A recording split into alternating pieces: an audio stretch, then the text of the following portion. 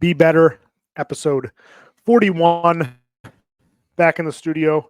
Jacob.w.ross, new and improved studio, working on it. We're doing switching cameras. Whoa. So if you're on YouTube, you can see myself, right to Jacob.w.ross, trying to do a little bit more production value in this podcast this year. It was one of our goals. And it's February and we did it. I don't know how well we did it, but this is the first one. But hopefully it worked seamlessly and a little bit cleaner on YouTube. So if you're listening, check out our YouTube video, please. Give us a review. Let us know what you think about the new setup. Hope you guys like it. We're sponsored by SubZeroPlunge.com, my brother's company, offering all your Sub-Zero cold plunge needs, soon to be sauna needs as well. He has a new Pro Pod out now. Everything is discounted as he's moving products and moving warehouses. So if you're looking to get one, now's a great time to capitalize on that deal. So you can DM me personally, and I will take care of it, and I'll send you a best price shipped to your door. This podcast, we're going to talk about, do you try to just beat yourself or do you try to beat others? So when you're trying to achieve a goal, trying to get forward, trying to do something, are you always in competition against this company, this person lifting against you, or are you just trying to show up and be the best version of yourself? So, Jacob, what do you think about that? Well, we're also somewhat brought to you this week by Meat and Muscles. Bam. I'm wearing the shirt. Thanks, Braden. Support people who support you. He supported us for a long time. He's making some great jerky, starting a business, entrepreneur, working hard. So, go support him. For me, honestly, I think it depends a little bit about what sport that you're on. So a lot of times in string sports, it is about beating yourself because you can't control who shows up. Right. You don't always know who's coming to the meet. You don't always know who's coming to the contest. And you also don't know what they're doing. It's not like a season where you can watch another team play for a while and, then they, you get to scout film and all that. Like they might post some stuff in the gym, but even at best that's gymless and it's hard to tell if that's their game day sometimes. So, from that perspective, I think it's a lot about yourself. Now, it's funny when it comes to work, I think more about beating others. Like, I feel like it's not a competition with me because I'm going to do the work and I'm going to do my best job.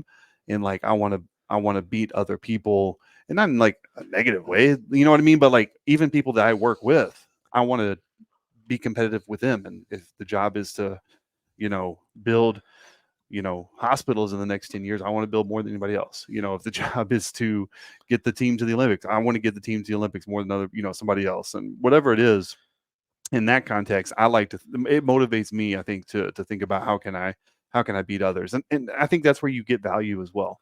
You get value out of that comparison. It's the only way to fairly evaluate people is if you compare performance by each other.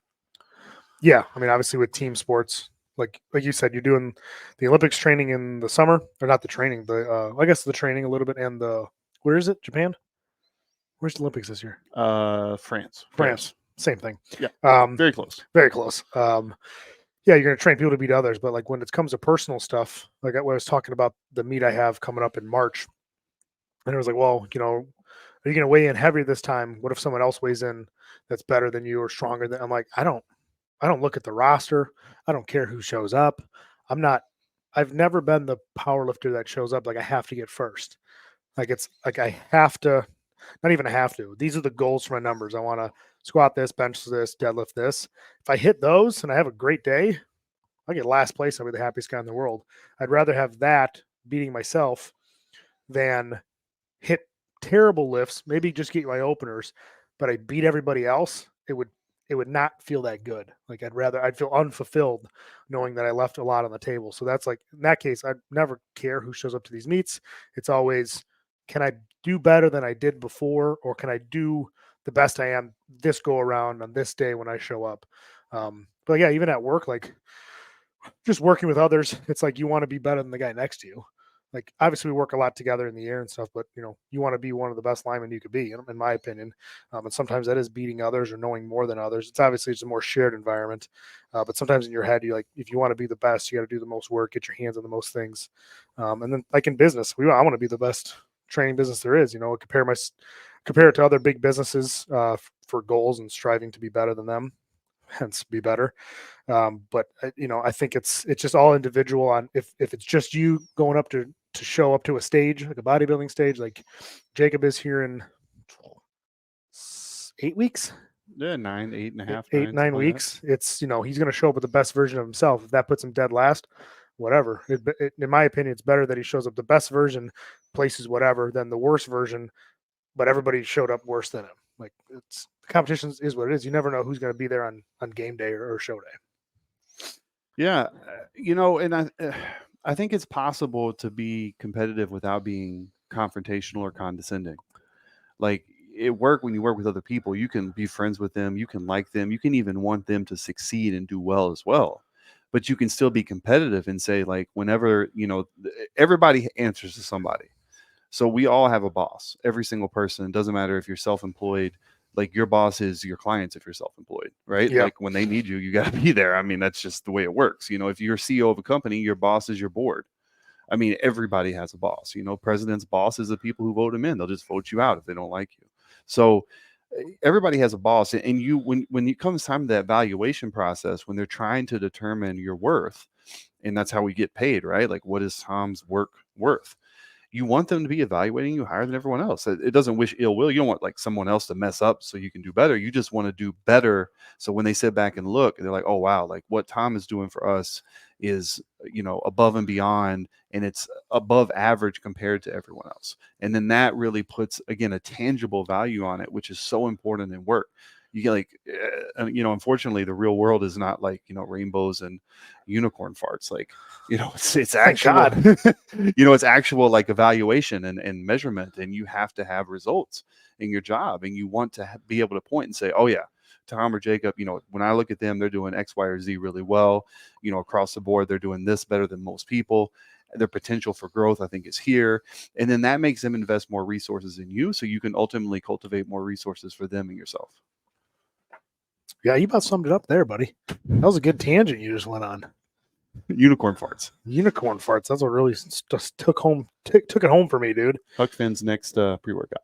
Yeah, and it's never ill will. Like, I've had people reach out to me about that have training companies, online training companies. Like, technically they're direct competitor, but it's like there's enough clients for everybody. I hope I forget who it was, but some guy reached out to me with some fitness page or online coaching, wants to take it full time. I'm like, yeah, wish you the best. When you need anything, let me know. I can tell you how I did stuff. Maybe it's not the best, but it's worked for us so far. But yeah, it's like I reached out to Hybrid when we started about some stuff and used their lawyers and stuff, and he was the same way. Like, hey, there's enough clients for everybody. Are we competing with them? Well, kinda, but we're also we're putting out the best training for our clients constantly, day in and day out. We hope more people can join us, can see how the training is, see why like our longevity of clients is. I don't know. I mean, I haven't asked many people who have training companies how long their clients stay, but we've had clients since day one still with us. Guys like Braden, Gary's been back and forth for a long time. But like guys like that, like, client Malachi, all this stuff, like you got guys racking up 700, 800, 900 workouts. It's insane. So we have really good longevity of clients. So that, I think that's a testimony to like how we coach. And it's not just the same stuff over and over and over, because when I sit down and write workouts, ideally I want to write better workouts than I did before. I want to beat myself in that instance so I could beat the client up a little bit, you know what I mean? In a good way, so they get the best results and they can keep pushing themselves. That's why I like powerlifting. It's more tangible for people to see the numbers. If you work out for, 100 days, you might see a difference in your body. You should, right? But if you squat, on a program for 100 days, if you've never squatted before, you're going to have huge progress, and you're going to be able to see it in the number of plates you have on the bar, the number of pounds on the bar. It's more tangible as far as like eye catching, and you could really see the progress directly that day, as opposed to bodybuilding, which is it's 6 months of agonizing to like finally get that sculpted thing. That's why powerlifting, I think, is more give me more eye catching for people, because they can add the weight at a faster rate when you first start. So it's like easier to beat yourself almost every day you walk in the gym if you're a newbie, really. And I think that part of powerlifting is what makes it so fun and addictive. Mm-hmm. It's really fun to see progress. And I can just speak on myself getting ready for this physique show. And so if you don't know what physique is, like in the bodybuilding world, there's men's bodybuilding, which is like exactly what you think it is. The Ronnie Colemans, Phil Heath, Jay Cutler's, Dorian Yates, like biggest, baddest, people on the planet. Then there's classic physique now, which is a guy named, the guy who wins is a guy named C-Bomb, who's really popular because, he kind of has that classic Arnold Schwarzenegger-ish look. Mm-hmm. And then, but beneath that is one called physique. And that's like, those guys are still pretty jacked, but you just don't have to have the size. But you do have to look more aesthetic. You can't look as kind of superhero-ish. It's more Captain America, less Hulk, kind of. Yeah. And the reason why I chose that is because I'm 6'3.5", 6'4" on a good day. For me to be competitive on a bodybuilding stage in terms of mass, I don't have that genetically. I would have to be probably 300 pounds cut and dry to look halfway decent up there, because that's what the guys who are 5-6 inches shorter than me are still, that's what they're at going into the show, 270, 260, whatever. So, I want to be competitive in what I'm doing, and physique is I'm big enough to do that. I just have to get a lot leaner.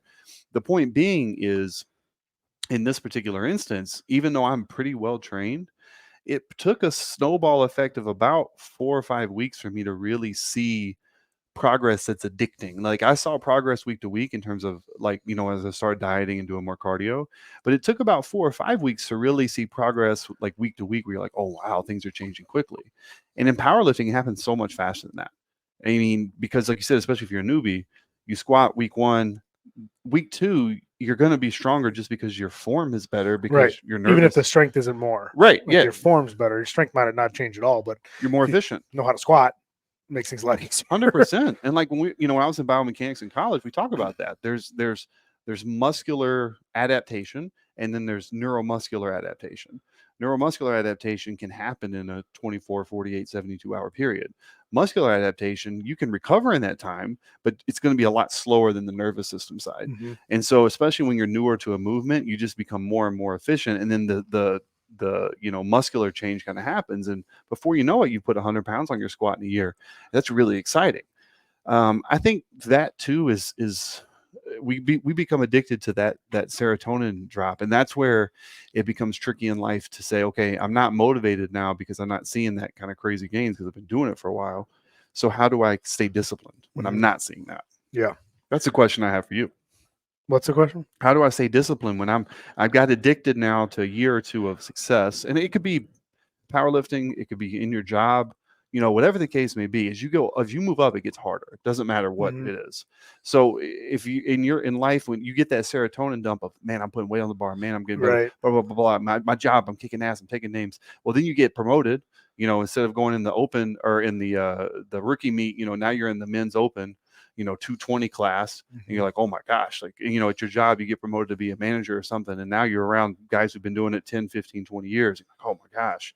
So how do you switch that motivation that you got that drove a lot of that progress? How do you switch that and cultivate discipline? I think the best way to cultivate discipline in anything, and I mean, you apply it to anything. We can apply it to strength sports, you apply it to your work, to your family life, is just doing things you don't want to do and acting like you want to do them. I don't like to get up early. I mean, people probably, if they listen to me or watch me, they know I'm always up early. Not that I want to be up early, but I have things to do. Right? I cold plunge a few times a week. Not that I like to do it, but I do it because it stays disciplined. So, and my thing is, if I can get the hard things out of the way first, everything in that day is easy. If I could get up at 4 a.m., if I can work on the computer for an hour, if I can cold plunge for 2 minutes, if I can cook all my food, like I did 2 hours of, I mean, the work on the computer is not hard, but it's hard to get up, right? So you accomplish that, knock out a bunch of work on the computer, you get some things done, you feel good, because I don't feel good unless I accomplish stuff, unless I knock off something on my list, like I feel like a slob. And then on top of that, if I get a cold plunge in, like I'm Superman at 6 a.m. I get to work and I'm like, I'm the king. I'm the best. You just feel that way because you did things you really didn't want to do. So then everything for the rest of the day is easier. And I've always kind of said that ever since I started getting into this, like, how do I build discipline? How do I do more? How do I be better? Right. That's kind of our whole kickoff. We started a year ago I'm like, man, how do I get better? What's my why? How do I figure all this shit out? And I just started doing stuff I didn't want to do. And the same thing goes with training. Sometimes I don't want to train. Some days I'm beat up. Some days I'm sore. I don't want to go in the gym, but it's not always what I want to do. It's what you have to do. And that's where like the discipline kicks in to where, man, I don't really feel like benching today. I don't feel like squatting. My back hurts. I'm not into it, but it's just sometimes just punching the ticket and continually kicking that can down the road, because your good days always outweigh your bad ones. So it's just getting through those. And like I said, if you do hard stuff consistently, you can get through those bad days a lot easier, than if people think, I like getting up early and I have no bad days. I don't like getting up early and I do have bad days. Everybody has them.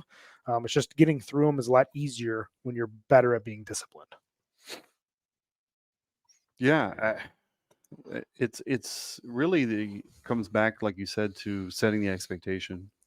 Whether you're new to it, been doing it for a long time, if the expectation is, I'm going to give it my best. This is important. I'm making it important. Even days I don't feel like it's important, I'm going to get up. Even though I don't feel like it's really setting that expectation of yourself and then holding yourself accountable. I've said many times, and I've said it to you in conversation, like nobody has to wake up and be you every day but you. You're the Right. only person who has to do that. Yep. And so knowing that's to be true, what expectation do you have for your life? And then knowing that expectation, what work is required for you to meet it, and then hold yourself to that standard. Because for most people in life, not everybody, but for most people, the amount of effort they put in and energy is kind of what they end up getting out of it. There's some people have difficult situations, and that's not always the case. But for most people in America, if you put in the work, you do the time, you really strategize and think about how you're working, and you do more than everyone else, and again in an efficient way, you're gonna make progress. And again, I think the thing that's interesting about business to me is online grows more and more and more and more. Is you think about how they used to tell you, like, don't try to get into a space that other people are in. And it's like, online business is literally getting a space that other people in. There's no spaces left. Right. It's oversaturated. Don't do it. That's what I used to say, right? Right. But the point is because of online, everybody's selling something now and can sell something. Mm-hmm. And there's nothing wrong with that. But people are still, we're still setting records in the economy. We're still moving forward because people are it's just finding people to support other than the big brands, the big box brands, blah, blah, blah, which I think is awesome, right? People can support those that support them or people that they like. And I think that's fantastic. So, the point being is, with all of that different stuff, it's setting that expectation, and then it's what am I doing working hard, what am I doing prep wise, what am I doing strategy wise, what am I doing making networks, communicating, so that I can continue to push my company forward, and I continue to push myself forward, I continue to push towards that expectation, so your expectation just becomes your reality. And you have a saying, something what's close to that, what is it? Well, I go off like those not goals. It's my new standard. Correct. Right. And that's where I was going to go with that one because you said standard and goals and stuff like that. So it kind of led me to that. Yeah. It's not like my goal for, if I'm Jacob, my goal is to compete in a bodybuilding show. That's a great goal. But until you set a date, until you start dieting, until you start making the moves, like then it's not your standard anymore. Like, nope, my standard from January 1st to April 15th or whatever it is I'm going to be doing prep for a show. And that day I'm going to step on stage. After that, I don't know what's going to happen, but that's my standard now. It's not a goal. Goals are great to start off with, like make a list of your goals. Sure. I'm all for that. Like New Year's goals, New Year's resolutions, right? But a lot of times during February, probably now, you gave up on them. You didn't do them. You maybe gave them a little thought and then you didn't do it. Like one of the things me and my wife said, like, my wife's like, I want to get off TikTok. Like she doesn't post, but she scrolls, right? And I do the same thing at work. Before you look, you're having lunch on your half-hour lunch break. You look up, it's an hour later, and you scroll through 3,000 videos, and you're like, "Man, this is addicting." So she deleted the app so she wouldn't click it, and then I wanted to make it harder, so I left the app, and then I just don't click it, because now it's my standard. I'm not doing that anymore. So instead, like I'm going to replace it with a Spanish-speaking app to try to learn Spanish, but just do this 30 minutes a day instead of scrolling through some stupid video. But it's about raising your standards. And I don't know. I don't think I think goals are a good starting point. And there's nothing wrong with goals. I'm not bashing them, but you can have the same goal for years and everybody's like, yeah, my goal is to stop smoking. My goal is to stop scrolling. My goal is to learn the piano. Till you get a piano and you start playing the keys, like it's not a goal. I mean, you're just dreaming. You're not goaling. You're dreaming. So you need to raise your standards, and that's what creates a discipline. That's what gets you moving forward, and not just raising your standards, but then coming up with a plan. Like I could say, like I'm going to get a piano next week. I've always wanted to play for like 10 years. I wanted to play piano. I actually bought one time and then I sold it. I bought a keyboard because I didn't have a plan, right? I had a standard. I didn't have a standard. I had a goal to play it. And then I put my clothes on it, held my clothes for a long time. And now it's like, nope, that's my standard. I'm going to play 3 times a week and I take lessons in the morning on my iPad. Seems whatever, not easy to do, but easy enough to learn on your own. So yeah, it's about raising standards and not just having goals that just keep going down the road. And maybe next New Year's, because it's already February, like, New Year's resolutions don't have to start on New Year's. If you have something you want to do now, just start it tomorrow, chip away at it, make a list, figure it out. Yeah. Well, I'll give you one more. I'll try to give you this one more good quote, and then I think I'm probably out of quotes. But I met my quota. Man, laugh track. We'll edit that in later. You're definitely a dad. Yeah. But basically, like what you're saying is, goals without a plan and the work required to execute that plan, they're just dreams, right? And dreams without resources are wishes. So like when we're kids, we wish. We don't have resources. We can't drive ourselves. We can't get an app or not get an app, or go to school or not go to school. Like, right. You just wish. And then you get a little bit older, you start dreaming. What, to me, that next step of maturity is making that plan and then doing the work to take that dream to a goal, and then that goal to an actual, executed thing. And a good example is again, just using my show. I hit that 700 squat December of 22. Okay. Right after that, I said, I'm going to do a bodybuilding show, right? Like January, December, like right, like 2 or 3 weeks after, I'm like, that's what I want to do. Well, now we're 13 months later, right? I didn't do it in the first 3 months. It was just a goal. For a year, it was just a goal. I remember. But I was laying down the mindset that it would take for me to get into it. And then also there was some work things with travel, like the World Cup took me literally out of the country for like 7 weeks. And so that I knew that was another thing. But the point is that even when I decided to like compete for a show, I had already been working towards it. And, I wasn't 320 pounds and, just completely sloppy and whatever. Like I was already a little bit leaner, a little bit more bodybuilding training, and the setting that standard for myself, I'm going to get on stage, accelerated everything so much more. And so really, like I said, it's that process, like wishes to dreams, dreams to goals, goals to standards. Like that's really the progression you have to go through and think about moving through each stage. And where are you? What do you got to do to get out of it? Yeah, I think that's the biggest thing too, is what do you got to do to get out of it? Because people just goals and there's no structure. And then you're just like, yeah, I'll get to it. If you're not going to willy-nilly through something hard. There has to be a procedure. There has to be something written down. There has to be weekly tasks, monthly tasks, weekly tasks, daily tasks to get you where you want to go. Otherwise, you're going to float through another year doing the same shit. You're going to be the same person. If that's what you want to be, sure, be the same person. But I don't know. For me, it's like if I'm not moving forward, I'm flying backwards and I'm losing everything. Like if I'm not taking steps forward, I'm 40 steps back. So that's how I live my life. Very impatient. Maybe not one of my best qualities, but is what it is. It's gotten me this far, so can't knock it too much, Well, I think you always, are pretty vocal about your impatience. I think a lot of successful people are impatient people. I would even say I'm an impatient person, in the sense that if there's something I really want to get done, I do it, and sometimes irrationally fast, right? Yeah. We could think if it could vehicle examples with that. So the point is 40. is we successful people are impatient people because they expect their standard is results, right?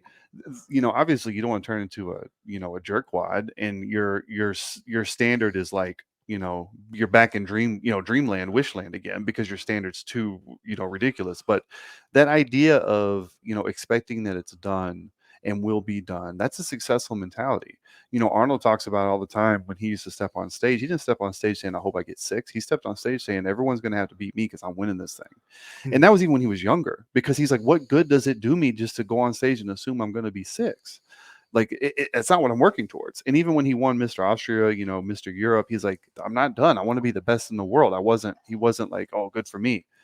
And so thinking about that and just that mentality and shaping it, again, your mind is a muscle, you have to train it too.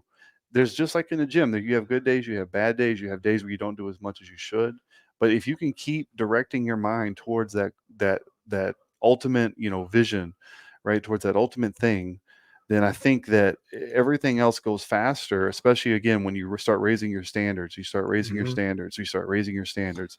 Again, just one more example. I think you hear about, there's a story about Steve Jobs with, I think it was the first, it wasn't iPhone, the first, oh my gosh, iPod. Oh, I almost can remember. It's been so long since anyone's seen an iPod. But the first iPod, they said, hey, we've got this music player. It's going to change how we listen to music. No more CDs, no more tapes, no more blah, blah, blah. You can download online. You don't have to go to the record store. And they brought it to him, and they had been working on this for 2.5 or 3 years, just on this one prototype, probably $5 million into it. Okay. Apple has these things, they call them black rooms. Their secret research, like the Apple Vision Pro, Mhm. they started working on that 8-9 years ago in one of those, and they just brought it to market. Now they're like super secret, blah blah blah. So this was the iPod. They brought it to Steve Jobs. They're so proud. $5 million, 3 years building this one machine. They bring it to the CEO. He looks at it, he goes, "Oh my gosh, this is incredible. This is going to change the world. This is what I'm talking about." High five and woo, yeah, buddy. But it needs to be smaller. And they go, "Well, we can't make it any smaller. There's the battery and this and that." And he goes, "I don't care about any of that. I'm telling you, it's too big. No one's going to buy it and carry this thing around. It's a brick. It needs to be smaller." I said, "Well, we've put $5 million into this whole design, and we have the manufacturing specs ready to go. We can start building this in like a month in China, blah, blah, blah." He's like, "No, it needs to be smaller. We can't do it." So he walks over to a fish tank in his office and he drops it in there. $5 million into one product. He drops in the fish tank, like burning the boats. We ain't going back. I mean, think about that. Like that mentality, that standard is, no, we're going to do it. I don't know. Yeah, you might not know how to do it, but we're going to figure it out. We can do that as a company. That's what we do. And I love that mentality. Now, again, had he turned his employees and said, if you don't have a new one back to me in a week, you're fired, like that's unreasonable. But the standard of, I'm really proud of what you did. This is fantastic, but you're not hearing me. It can get smaller. We can do this, and we're going to figure it out, like burn the boats. I think that's real leadership if it's done in the right way, and it's inspiring stuff. And, we have to lead ourselves. Lead ourselves. Let's end on that, buddy. Done.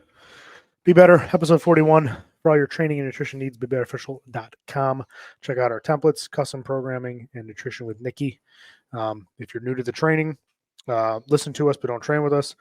DM us. We'll take care of you. Like I said, all your training needs, bodybuilding, powerlifting, general fitness. You got no equipment at your house, we can give you workouts. You go to any gym in the world, we can give you workouts. You have very minimal equipment, we can write workouts. Done it for years, we could do it again. So if you're interested in our training, please hit us up. If you like the podcast, please leave a good review. I don't know if you can leave reviews on Spotify, but you definitely can on iTunes. Give us a rating, pushes us a little bit better. So episode Be Better, episode 41. That's it. That's all I got, Jacob. You got anything? Nope, I'm done. Okay, bye.